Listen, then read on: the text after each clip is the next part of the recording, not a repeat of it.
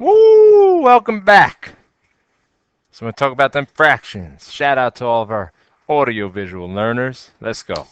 So, in case you haven't done fractions in a while, well, we've got some rules over here in the middle. And basically, let's apply ourselves and make sure that we're using our fractional skills appropriately. So, we can look at some problems. Now, we're going to do the exact problems you see here on the board. We'll do problems similar to these. So if you notice, one of the classes of problems, you just have a number multiplied by a fraction. Here we go, like number 1 or like number 2, and many of them like this. Okay, so we'll check it out on the next page. So we take simple numbers here, and then you could do the more complicated numbers. Say if 7 times 1/5. Well, notice here, one of the simple tricks was to make your 7 into a fraction. And when you have a multiply in between them, this is called multiply across. So it's top times top, bottom times bottom. So if you do top times top, 7 times 1, that gives you 7, over bottom times bottom, that's 1 times 5, that gives you 5. The answer is 7/5. Okay. Now, sometimes, of course, you have something more like 7 times 5/3. Makes no difference. Same sort of business. Put this over 1. Boom. 7 times 5 gives you your now 35 over 1 times 3 gives you 3. There it is. Okay. Now often we then put this into decimal, but that's pretty trivial at this point. So if you come back over here, you'll see we have a few problems like that. Now the ITR, it's an important one for number 1 there, is to consider, well, you know, if we do what we just did in the back, you put this over 1, and so it's top times top over bottom times bottom. So now you're doing top times top. You know what to do. Go back to W12 if you need. You know what to do with the scientific notation. ITR 10 to the, you figure it out. Okay, same sort of business. All right, so that go down to questions kind of like 3, 4, and 5. Sometimes you have an equal sign between our fractions. Let's check those out for a moment. So here you might have like 7 equals x over 5. When the equals is in between, when you have a fraction on one side of the equals and either just a number or a fraction on the other, well, again, you can put it over 1. This is our cross multiply scenario. So here you would have 7 times 5, that's 35, equals, put your equal sign, 1 times x, that's 1x. Well, in this case, of course, you typically just write x equals 35, be done with it. So notice here the difference. When there is a multiply between the fractions, you multiply across. When the multiply, or rather when there is an equal sign between the fractions, that's when you cross multiply. Okay. So sometimes you may get one instead. It says 7 equals 5 over x. The rules don't change at all in this. The equals is between the fractions, so over 1, cross multiply. Over here you get 7 times x equals 1 times 5, and then divide both sides by 7. X is 5/7. Okay, so notice these were different problems to begin with, and you get different answers. No surprise. By the way, just as a little trick, you can always, when you have a cross multiply scenario, just like this one, 7 equals 5 over x, we put this over 1, you can always just swap diagonals. So this 7 and this x can be switched instantly to make it x over 1 equals 5 over 7, and you have the same math. And that actually is a little bit faster. You know, sometimes it's a convenient thing to do. All right, let's jump back over here. Now, this problem, actually, look at question 5. Don't be thrown. Sometimes you're ready just to solve. And if you look at question 6, the multiplies between the fractions, so that's like number 1 again. And if you notice, all of these scenarios are pretty similar to what we've been talking about. You're just throwing different numbers essentially in there. So here we got some scientific notation. Here we have trig functions down here also, and here the rules don't change. It's the same old business doing your trig functions. Just sine 50 degrees is a number. Put in your calculator, you see what the number is. So again, you can, since there's an equal sign between, put it over 1, do your cross multiply, and you'll be good to go. 25 times sine 50. Be careful, treat sine 50 as its own number. It's not sine 50 times 25. You take sine 50, that whole number, and then multiply that by 25. For an ITR there, though I didn't ask you to do it, sine and cosine, if you remember, their range is always between -1 and 1. So basically, sine 50, you should expect it to reduce your 25. Okay. Now, how about addition?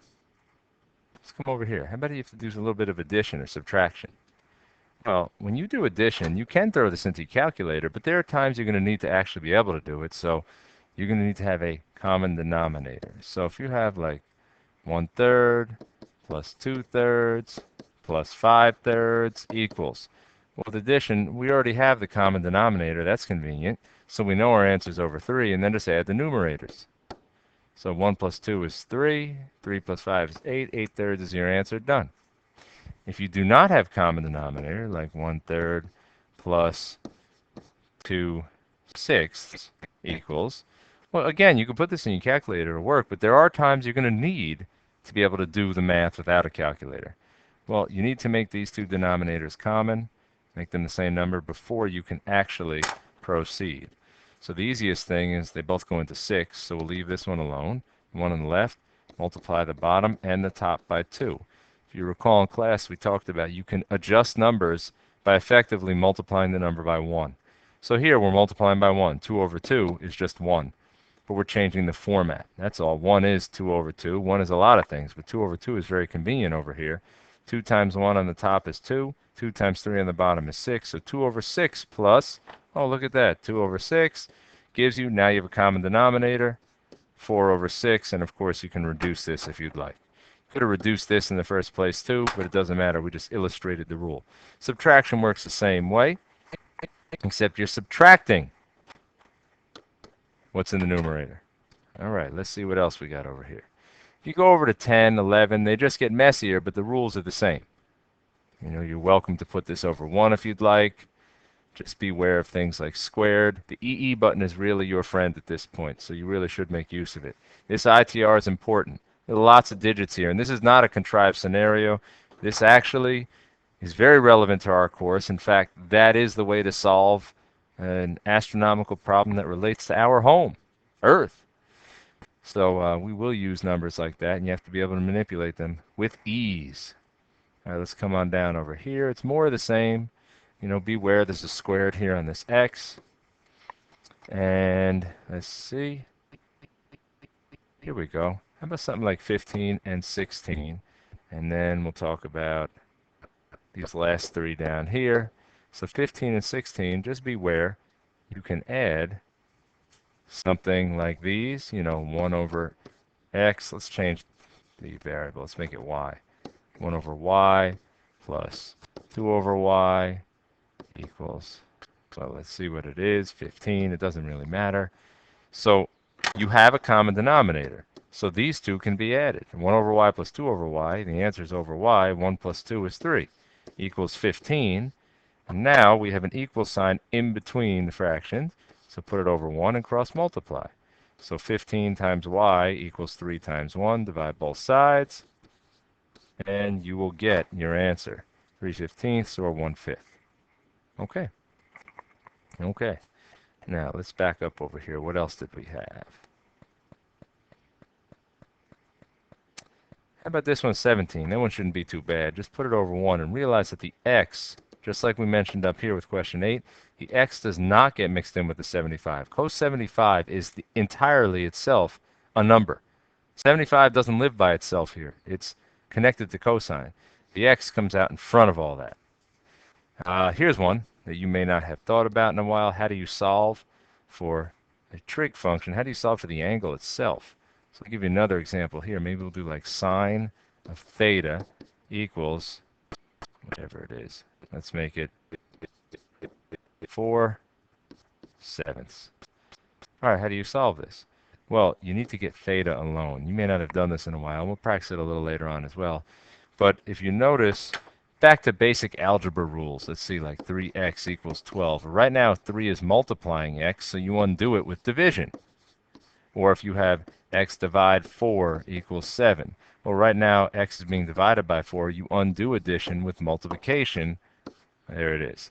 Right now, theta is being signed. You can't divide sine. Sine is not multiplying theta. Theta is being signed. How do you undo sine? Well, you do inverse sine. Sine to the minus 1. You have to do that to both sides. Sine to the minus 1. And so that actually will undo sine, and you'll be left with theta equals sine to the minus 1 of 4/7. And sine to the minus 1, that's a second function sign on your calculator. And then you do your 4/7. Again, make sure you're in degrees, and you'll be good to go. Very last one to consider is something like question 19, where you have a fraction within a fraction. Many of you at this point have learned this as keep, change, flip. So let's say 40 divided by 3/5. So keep, change, flip basically means you keep the numerator, 40, you change the division to multiplication, multiply, and you flip the denominator. 3/5 becomes 5/3. There it is. Now you've seen this scenario before. 40 times 5/3, the multiply is in between, so you put it over 1 and you multiply across. 40 times 5, 200. 1 times 3, 3, 200 thirds, or you can divide that out as necessary, 66 2/3. Okay. This is pretty much how you have to deal with it. Oh, actually, let me, no, that's perfect. That's good. The only thing is, just beware. This is the big division symbol. So if you had something like 40 thirds divided by 5, how would you do that one? Again, you can do a keep, change, flip. Just make sure you are true to the method. So this is something new over here. Keep, change, so we keep the numerator, 40 thirds. Change this division to multiplication, and then flip. We have to flip the 5. Right now the denominator is 5. It's not 1/5, it's 5. The flip of 5 is 1/5. So this one then, you have your two fractions being multiplied. 40 times 1 is 40. 3 times 5 is 15, and there it is. Of course, you can reduce that if you need to. Okay. Hopefully that reminds you of things that you have already known for some time. Adios.